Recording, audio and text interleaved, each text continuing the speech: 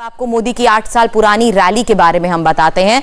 पटना का गांधी मैदान, तारीख 27 अक्टूबर 2013, नरेंद्र मोदी की रैली और सीरियल बम ब्लास्ट। इस घटना का जिक्र करते ही 8 साल पहले की सारी तस्वीरें भी आपकी आंखों में आ रही होंगी। और आज हम इस केस का जिक्र इसलिए कर रहे हैं क्योंकि आज इस सीरियल ब्लास्ट केस में बड़ा फैसला आया है। 4 गुनहगारों को फांसी की सजा सुनाई गई है, 2 को उम्र कैद, 2 को 10 साल जेल की सजा और एक दोषी को 7 साल की सजा। इस साजिश में टारगेट पर थे नरेंद्र मोदी। उस दिन हुआ क्या था, आज फैसले में क्या कहा गया, किसने बम बनाया, किसने बॉम्ब प्लांट कराया, सारे आरोप साबित हो गए हैं। आतंकियों को फांसी की सजा सुनाई गई है और मोदी पर हमले की साजिश की पूरी इनसाइड स्टोरी है क्या, रिपोर्ट से समझिए। 8 साल पहले पटना के गांधी मैदान में यह धमाका मोदी के ठीक सामने हुआ था। लाखों की भीड़ थी और भीड़ के बीचों बीच बॉम्ब फटे। पटना के गांधी मैदान में 8 साल पहले सीरियल ब्लास्ट की जो साजिश रची गई, 8 साल बाद उसमें इंसाफ हुआ। जिस बिग ब्रेकिंग न्यूज का इंतजार था, आखिरकार वो खबर आ गई। 27 अक्टूबर 2013 को मोदी को मारने की साजिश रचने वाले 4 दहशतगर्दों को एनआईए कोर्ट ने फांसी की सजा सुना दी। जिन दहशतगर्दों को फांसी के तख्ते पर लटकाया जाएगा, उनके नाम हैं इम्तियाज अंसारी, हैदर अली, नोमान अंसारी और मुजीबुल्लाह। 2 गुनहगार उमेर सिद्दीकी और अजहरुद्दीन को उम्र कैद की सजा हुई है। अहमद और फिरोज नाम के दोषियों को 10-10 साल की सजा सुनाई गई है, जबकि इफ्तिखार नाम के शख्स को 7 साल की सजा मिली है। धमाका करके भगदड़ मचाने का इरादा था, हजारों की जान लेने का षड्यंत्र रचा गया। मोदी के मंच के बेहद करीब ब्लास्ट होने वाला था। 27 अक्टूबर 2013 की सुबह करीब 10 बजे रेलवे स्टेशन के पब्लिक टॉयलेट में पहला धमाका। सुबह 11:40 उद्योग भवन के पास ब्लास्ट। दोपहर 12:05 रीजेंट सिनेमा के पूर्वी छोर पर। 12:10 गांधी मैदान में महात्मा गांधी की प्रतिमा के पास। 12:15 बजे गांधी मैदान के दक्षिण में ट्विन टावर्स के पास। 12:20 पर स्टेट बैंक ऑफ इंडिया के पास। 12:25 पर बच्चों के पार्क के पास और फिर 1:25 पर जैसे ही मोदी ने बोलना शुरू किया, ठीक उसी वक्त धमाका हुआ। मेरी छोटी प्रार्थना है, भाइयों बहनों, आप यहां से जाएंगे, जाते समय कोई जल्दबाजी नहीं करेंगे। अपने गांव तक सलामत जाना, कोई एक्सीडेंट नहीं होना चाहिए। हमारे किसी कार्यकर्ता की, किसी मेरे बिहारी भाई की जान नहीं जानी चाहिए। शांति से जाओगे, शांति से जाओगे, जल्दबाजी नहीं करोगे। ये बहुत बड़ा कार्यक्रम है, जाते समय संभालना पड़ेगा। और दूसरी बात, भाइयों बहनों, हमें शांति और एकता को बनाए रखना है। किसी भी हालत में शांति पे चोट नहीं आनी चाहिए। किसी भी हालत में बिहार की शान को चोट नहीं आनी चाहिए। हिंदुस्तान में कहीं पर भी शांति पर चोट नहीं आनी चाहिए। ये संकल्प लेकर के चले। मैं आप सबको नमन करता हूं भैया, मैं आप सबको नमन करता हूं। आज आपने पूरे हिंदुस्तान का दिल जीत लिया है दोस्तों, पूरे हिंदुस्तान का दिल जीत लिया है। धमाके कैसे हुए, साजिश कैसे रची गई? जिस इम्तियाज अंसारी को फांसी की सजा सुनाई गई, उसने कैमरे पर मिनट टू मिनट की डिटेल कैसे दी थी, क्या बताया था? अब आपको एक एक करके पूरी क्रोनोलॉजी बताते हैं। ऑडियो सुनाते हैं, वीडियो दिखाते हैं। काली टी शर्ट पहने नेशनल इन्वेस्टिगेशन एजेंसी के सामने बैठा ये वही इम्तियाज अंसारी है जिसे पटना सीरियल ब्लास्ट में फांसी की सजा सुनाई गई। एनआईए से पूछताछ में इसने न सिर्फ कबूल किया कि ये सिमी यानी student Islamic movement of India, वो संगठन जिस पर भारत सरकार ने बैन लगा रखा है, उससे जुड़ा हुआ है, बल्कि इसने ये भी माना कि आतंकवादियों का प्लान मोदी को सामने से मारने का था। इम्तियाज ने बाकायदा कबूल किया कि वो और उसके साथी मोदी को गोली मारना चाहते थे, लेकिन मोदी की सुरक्षा को देखते हुए उन्हें अपना प्लान बदलना पड़ा और फिर मोदी को टारगेट करने की बजाय बॉम्ब धमाका करने का फैसला किया गया। आप भी सुनिए कैसे इस आतंकी ने कैमरे पर ब्लास्ट की पूरी क्रोनोलॉजी बताई थी। जगह बताया सामने। कहाँ बोला था? मस्जिद के सामने कहाँ? मस्जिद है ना सर, मस्जिद के बाहर में एक जगह है, मैंने कोई ऐसा नाम नहीं है, फेमस जगह। ठीक है। बगल में ही है। बगल में कहाँ मिल रहा है? दुकान पे, पेड़ के नीचे? एक होटल है उसी के बाहर में। नाम तो नहीं जानते सर, उधर कोई बोर्ड नहीं है। मुस्लिम। इस सीरियल ब्लास्ट का एक अहम कैरेक्टर ब्लैक ब्यूटी उर्फ हैदर अली था। इसे भी फांसी की सजा सुनाई गई है। पटना जंक्शन और गांधी मैदान में प्लांट किए गए बॉम्ब अलकायदा के फॉर्मूले पर रांची के आतंकी हैदर अली ने तैयार किए थे। इस आतंकी ने अलकायदा की मैगजीन इंस्पायर से बॉम्ब बनाने की स्क्रिप्ट पढ़ी। अलकायदा की ऑनलाइन मैगजीन इंस्पायर को पढ़कर ही इसने एल्बो और टाइमर बॉम्ब बनाना सीखा। एनआईए के तत्कालीन आईजी संजीव कुमार सिंह से इस पूरी साजिश की इनसाइड स्टोरी सुनी। जो नेशनल इन्वेस्टिगेशन एजेंसी का इन्वेस्टिगेशन इसमें किया गया है, उसमें ये पूरी बात एविडेंस इस बात का आया है कि हैदर अली एक लीड आदमी था इसमें, जिसने कि अपने इर्द गिर्द कुछ लड़कों को इकट्ठा किया था और ये इंटरनेशनल जिहादी मानसिकता से प्रेरित उसी ऑब्जेक्टिव को अचीव करने के लिए काम कर रहा था। और उसके लिए इसने जिन लड़कों को चुना उनको ट्रेनिंग दी, बॉम्ब बनाने की ट्रेनिंग दी, बॉम्ब रखने की ट्रेनिंग दी।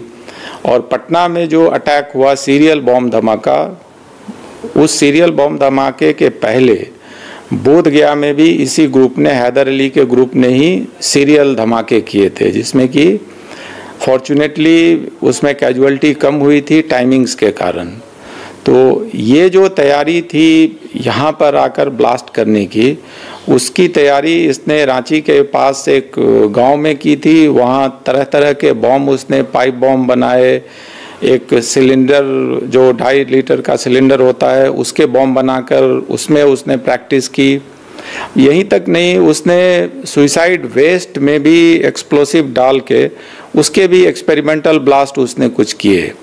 और उसमें ह्यूमन फिगर की जगह एक एविडेंस इस बात का आया है कि उसने एक जगह पर खजूर के पेड़ पे इस तरह का वेस्ट डाल करके धमाका किया था। एक बार बॉम्ब बना लेने के बाद धमाका करने के लिए हैदर, इम्तियाज, मुजीबुल्लाह, नोमान और तारिक बस से रांची से पटना पहुंचे। सारे बाईपास पर ही उतर गए। वहां से ऑटो से पटना जंक्शन और गांधी मैदान पहुंचे। इम्तियाज और तारिक को पटना जंक्शन के शौचालय में बॉम्ब प्लांट करना था, जबकि मुजीबुल्लाह और नोमान को गांधी मैदान में। मुजीबुल्लाह ने ही गांधी मैदान में आईईडी, आलू बॉम्ब और लोटस बॉम्ब प्लांट। 27 अक्टूबर 2013 को पटना के इसी गांधी मैदान में नरेंद्र मोदी का भाषण सुनने के लिए लाखों की संख्या में लोग जुटे थे। गांधी मैदान के अलग अलग गेट से लोगों के आने का सिलसिला जारी था। तभी अचानक 10 बजे रेलवे स्टेशन के प्लेटफॉर्म नंबर 10 से यह खबर आई कि एक जोरदार धमाका हुआ है।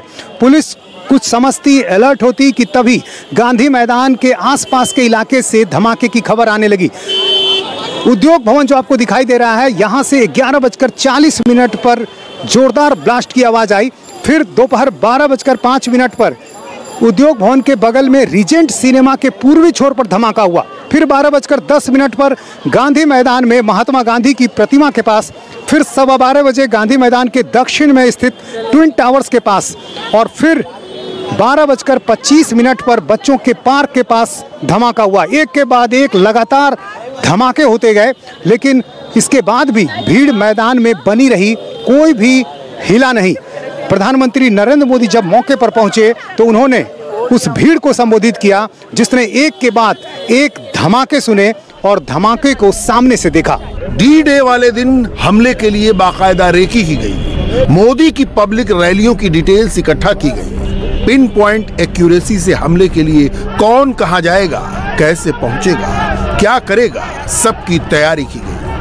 रेकी की थी जो कई मीटिंग्स जिसमें माननीय प्रधानमंत्री उस समय जब जिन जिन मीटिंगों में गए थे उसमें कई मीटिंगों में इसने जाकर इस बात का जायजा लिया था कि कैसे करीब पहुंचकर कुछ गड़बड़ी फैलाई जा सके, अटैक किया जा सके।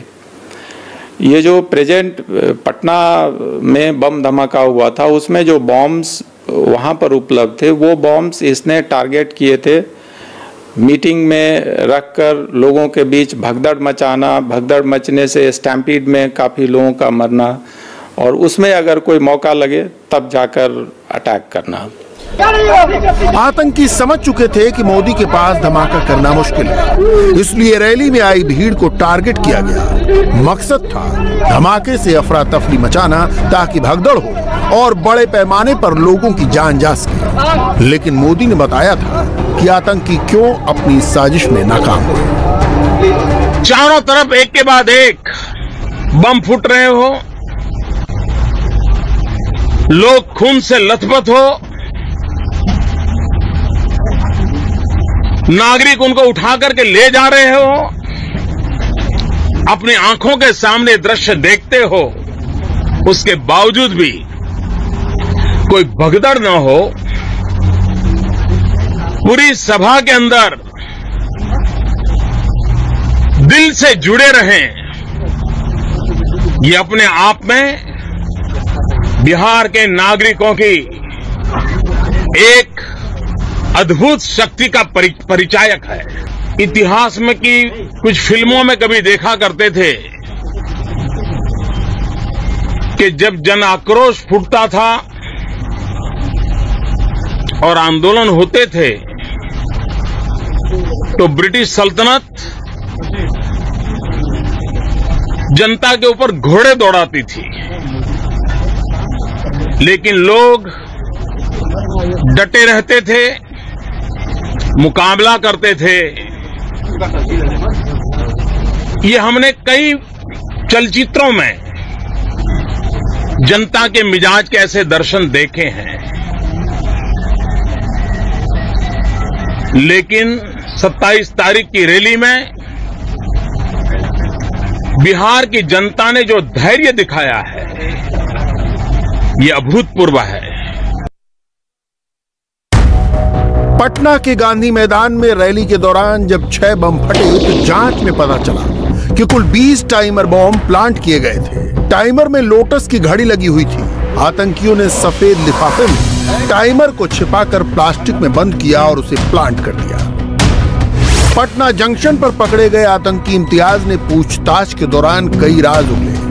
उसने ही सबसे पहले ये बताया कि इस घटना के पीछे आईएम और सिमी के आतंकियों का दिमाग था। इम्तियाज एक मानव बम था और वो पटना के गांधी मैदान में आयोजित मोदी की रैली में शामिल होने वाला था। उसकी मंशा नरेंद्र मोदी की कार के सामने आकर खुद को ब्लास्ट करने की थी, लेकिन रिपोर्ट्स के मुताबिक जब वो पटना जंक्शन के टॉयलेट में अपने शरीर पर बम बांध रहा था तभी बैटरी की गड़बड़ी की वजह से वो बम वहीं फट गया। इस सिमी के ऑर्गेनाइजेशंस के लोग सदस्य थे। सिमी के सदस्य लोगों ने इस ढंग की साजिश रची थी रायपुर में और जिसका कि एक अंजाम पटना में दिया गया था। अच्छा, क्या ये भी प्लानिंग थी कि जब नरेंद्र मोदी सभा के लिए आएंगे तो उनकी गाड़ी से मानव बम को टकराना है? क्या इनको पता चला? पहले इसमें नहीं, पहले उन लोगों ने एक साजिश रची थी। कोशिश किया गया था कि एक वुमेन बम बनाया जाए और उसमें सफलता उनको नहीं मिली। यह पाया गया कि ये ठीक नहीं है, नहीं हो सकता है। तब उन लोगों ने दूसरा विकल्प चुना और इस ढंग से पटना गांधी मैदान में बम ब्लास्ट की योजना बनाई है। यानी 27 अक्टूबर 2013 के पहले मानव बम के जरिए नरेंद्र मोदी को उड़ाने की साजिश थी जो विफल हो गई। बने कोशिश किया गया था, उन लोगों ने एक्सपेरिमेंट किया था। अच्छा, कब किया था वो? इस घटना के कुछ महीना पहले उन लोगों ने खजूर के गाछ में वुमेन जैकेट बम लगा करके रिमोट से उड़ाने की कोशिश किया, but it was not found to be successful. ठीक नहीं हुआ, तब उन लोगों ने ये छोड़ दिया। ये सारे लोग सिमी से जुड़े हुए थे, इंडियन मुजाहिदीन से भी इनका संबंध था क्या? देखिए, अभी फिर हम कहेंगे कि जजमेंट में जज ने क्या इन टोटल फाइंडिंग दी है, उस जजमेंट के अध्ययन के बाद ही पता चलेगा। अभी सिर्फ इतनी बात है कि दोषी पाया गया है और सजा के क्वांटम पर सजा सुनाई गई है। तमाम दलीलों को सुनकर माननीय न्यायालय ने निर्णय किया है और अभियुक्तों को अधिकार है इस निर्णय के खिलाफ उच्च न्यायालय में अपील करने का। हम लोग अपील करेंगे। इस पूरे मामले में जिन दोषियों को सजा मिली है उनमें से 6 झारखंड के, 2 छत्तीसगढ़ के और 1 यूपी का रहने वाला है। बॉम्ब बनाने का सामान रायपुर, मिर्जापुर, इलाहाबाद यानी प्रयागराज और रांची से ही खरीदा गया। नवंबर 2013 में छत्तीसगढ़ में एक सभा के दौरान मोदी ने वहां भी इसका जिक्र किया था।